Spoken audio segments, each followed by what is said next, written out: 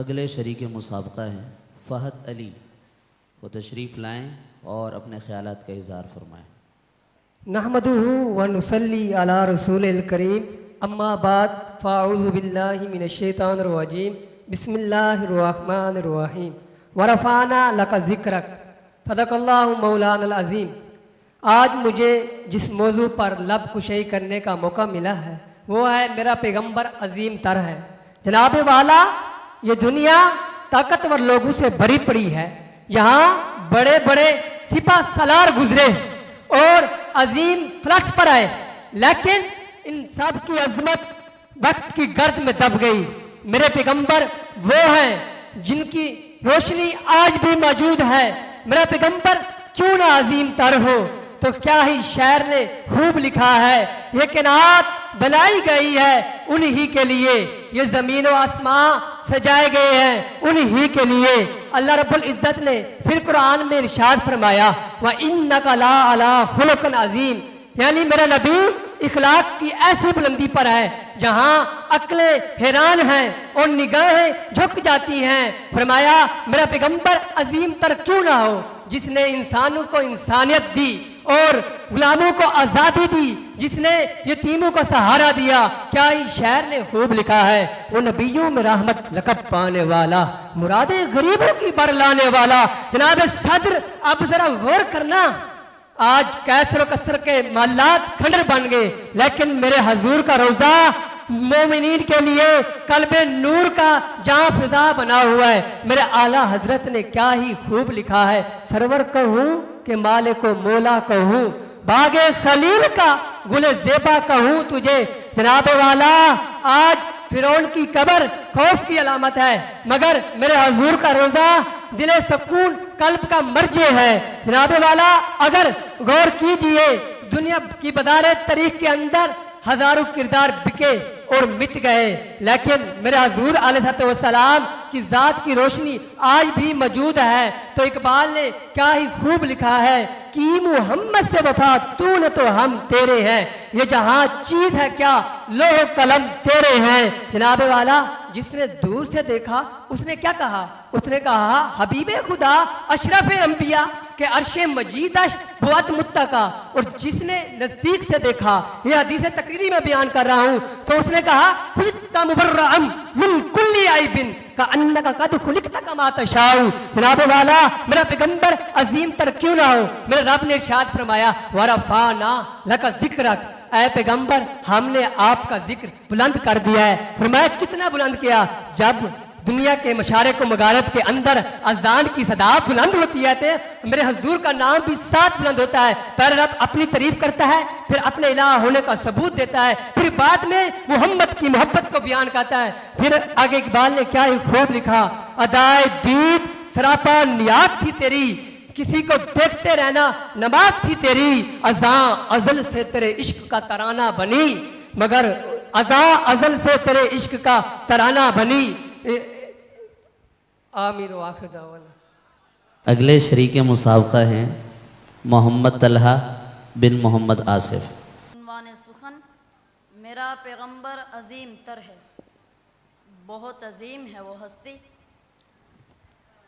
کہ بارگاہ الہی سے جس پر درود و سلام کے نذرانے پیش کیے جاتے ہیں صدر علی وقار، کہ جس کا مبارک اسم سر عرش الہی اسم تعالیٰ کے پہلو میں مربوط ہے، جسے رب تعالیٰ نے قرآن حکیم میں خلق عظیم کا حامل قرار دیا، مسند امام الانبیاء اور منصب معراج عطا کیا، جہاں حدود ملائکہ کی انتہا ہوئی وہاں سے عظمت پیغمبر کی ابتدا ہوئی اور روبرو ملاقات کا اعزاز حاصل ہوا۔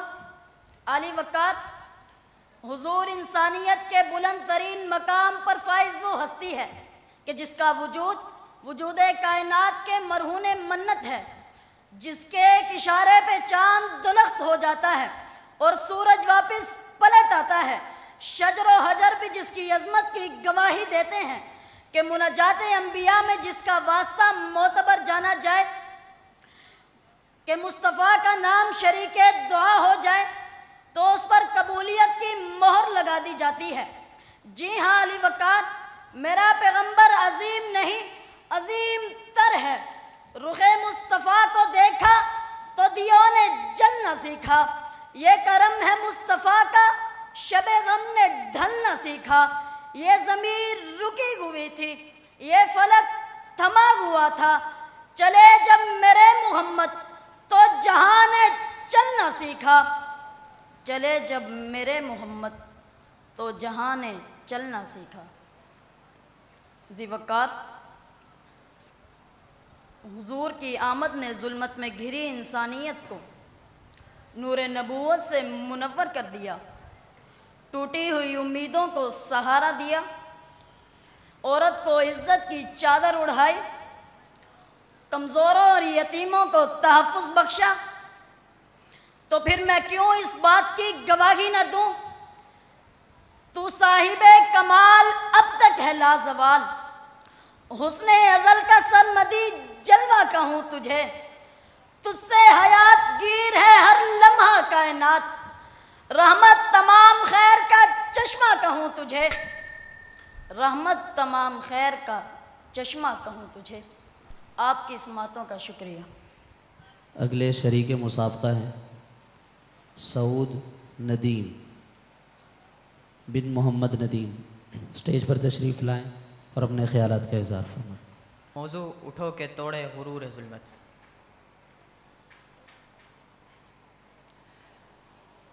اٹھنا فقط بیداری کا عمل نہیں، یہ ظلمت کے غرور پر حرف انکار ہے۔ یہ وہ چراغ ہے جو شب کی گود میں سحر کا نیا خواب جگاتا ہے صدر علی وقار، کہ غزہ کی فضا آج بھی خون کی خوشبو سے مہک رہی ہے، آسمان بارود کی سیاہی سے ڈھکا ہے، زمین زخمی بچوں کی چیخوں سے لرزا ہے، اور ہوا ماؤں کے نوحوں سے بوجھل، مسجدیں ویران ہو چکی، گلیاں ملبے کا منظر پیش کر رہی ہیں، اور ہسپتال اب زخموں کا مرہم نہیں بلکہ قبرستان بن چکا ہے۔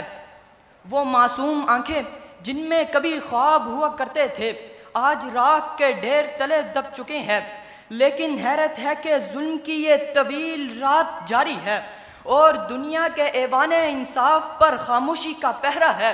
مگر اے اہل وفا، وہ معصوم بچے جن کے ہاتھ میں کتاب ہونی چاہیے تھی آج پتھر اٹھائے ظلم کے قلعے پر ضرب لگا رہے ہیں، وہ خواتین جنہیں حفاظت کا سایہ ملنا چاہیے تھا آج غیرت کی چادر اوڑھے آندھی بن چکی ہے۔ یہ صبر، یہ استقامت، یہ قربانی ہمیں دعوت دے رہی ہے کہ اگر چراغ بجھ چکا ہے تو کیا ہوا، ہم خود روشنی بن جائے، اور جب مظلوم کی آہ جاگتی ہے تو تخت ہل جایا کرتے ہیں، کہ اٹھو کہ توڑے غرور ظلمت، اٹھو کہ شب کو زوال بخشیں، اٹھو کہ شب کو زوال بخشیں۔ یوں اٹھو کہ تمہارا وجود شب کے خلاف ایک اعلان سحر بن جائے صدر علی وقار۔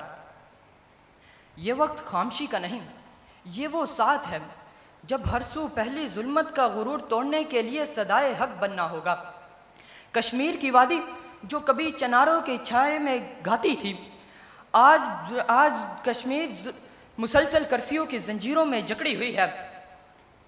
چین کی سنکیانگ میں ایمان کے دبے ایک ایک کر کے بجھائے جا رہے ہیں، قرآن کی آیتوں پر تالے پڑ چکے ہیں، اور اذانیں قید تنہائی میں سسک رہی ہیں۔ برما کے روہنگیا جن کی ہستیاں خاکستر ہو چکی، وہ آج بھی در بدر ہے، اور ان کی ماؤں کی آہیں آسمان کی چپ کو چیر رہی ہیں۔ یہ سب ظلم کے وہ چہرے ہیں جنہوں نے شب کا غرور اوڑھ رکھا ہے، لیکن اب وقت ہے کہ ہم صرف مظلوموں کا نوحہ نہ لکھے بلکہ ظالموں کا تاج گرنے کا اعلان کرے، کہ اٹھو کہ وقت کا پہرا بدلنے والا ہے، ہر ایک اندھیرا اجالے میں ڈلنے والا ہے، ہر ایک اندھیرا اجالے میں ڈلنے والا ہے۔ شکریہ۔ اگلے شریک مسابقہ ہیں عبد المالک بن عاطف محمود، تشریف لائیں اور اپنے خیالات کا اظہار فرمائیں۔ اپنا عنوان پہلے بتائیں۔ میرا موضوع یہ سب کا وطن ہے، بچا لو اسے۔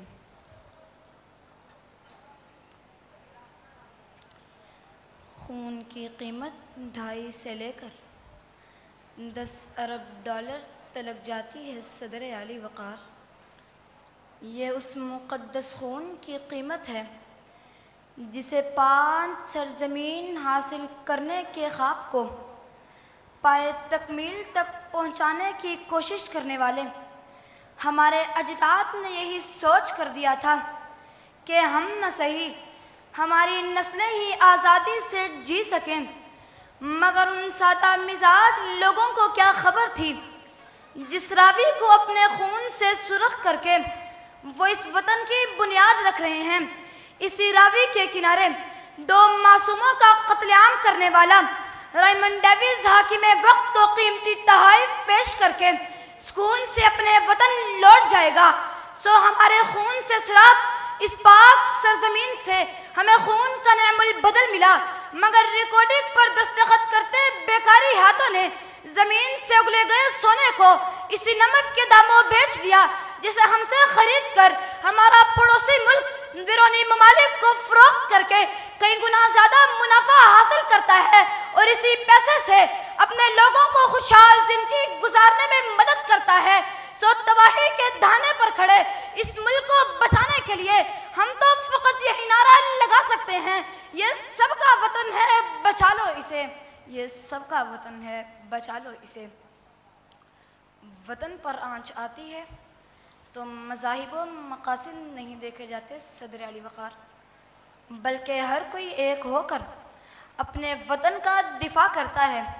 سو جب وطن بھارت ہو تو سالٹ مارچ کے دوران نمک کی اجارہ داری کو توڑ کر انگریزوں سے لانے جنگ کرنے والے چند ہزار نوجوانوں نے پورے ہندوستان کو یہ کہہ کر جگا دیا، یہ سب کا وطن ہے، بچا لو اسے۔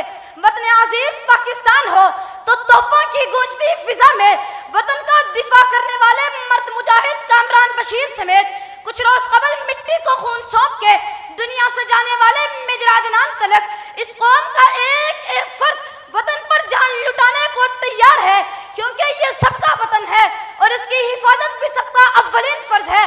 وطن اگر فلسطین ہو تو اپنے خاندان کے 72 افراد شہید کروانے سے لے کر لاکھوں سر کٹ جاتے ہیں، دشمنوں کا مقابلہ کرتے رہنے تلک لاکھوں جانیں وطن کی حرمت پر قربان کر دیتے ہیں اور آخری سانسیں وطن کے دفاع میں لڑتے ہوئے لیتے۔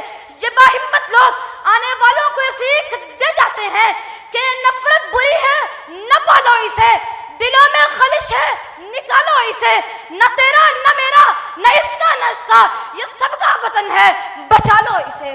یہ سب کا وطن ہے، بچا لو اسے۔ آپ کی سماعتوں کا شکریہ۔ اگلے شریک مسابقہ ہیں محمد ریحان بن محمد فیاض، وہ تشریف لائیں اور اپنے خیالات کا اظہار فرمائیں۔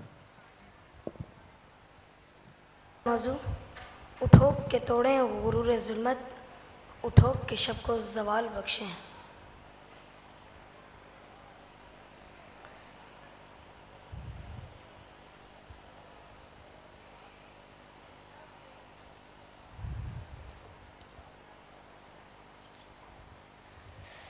بہتر کے ساتھ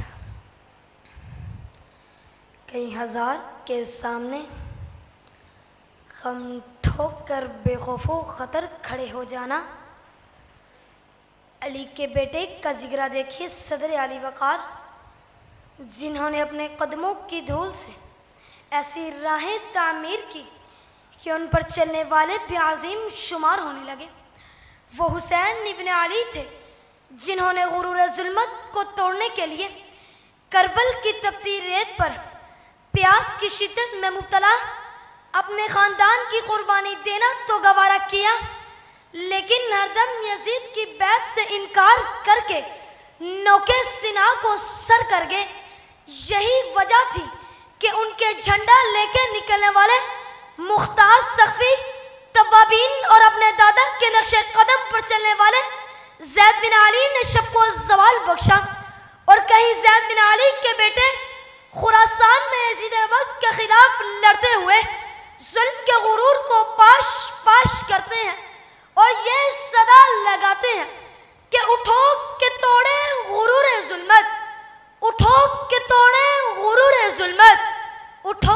شب کو زوال بخشے، اٹھو کہ شب کو زوال بخشے۔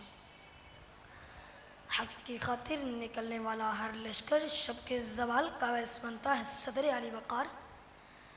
سو یہ لشکر حق جس بھی زمین پر قدم رکھتا ہے وہاں عدل و انصاف، امن و امان قائم کر کے شب کو زوال بخشتا ہے۔ 1260 کے مارکہ جالوت میں نکلنے والا مملوک لشکر قلیل العدید ہوتے ہوئے منگولوں کو شکست فاش دے کر حق کو سر بلند کرنا، کہیں 13ویں صدی کے آخر میں نکلنے والے پرعزم ترک مجاہدین ہیں جو ظالم منگولوں اور صلیبیوں کو خاک چٹا کر شب کو ایسا زوال بخشتے ہیں، یا کہیں زندہ دلانے لاہور میں نکل کر سینے پہ گولیاں کھانے والے 10,000 نوجوان اسلام ہیں جو اسلامی جمہوریہ پاکستان میں قادیانیت کو دار اسلام سے خارج کروا کر قادیانیت کے طلوعات آفتاب کا غرور توڑتے ہیں۔ صدر علی وقار یا پھر کچھ روز قبل اسلام آباد میں نکلنے والے علماء اور طلباء جو شہید کی جانے والی مدنی مسجد کی خاطر اٹھتے ہیں اور مدنی مسجد کی ٹھیک اسی جگہ دوبارہ سنگ بنیاد رکھتے ہیں۔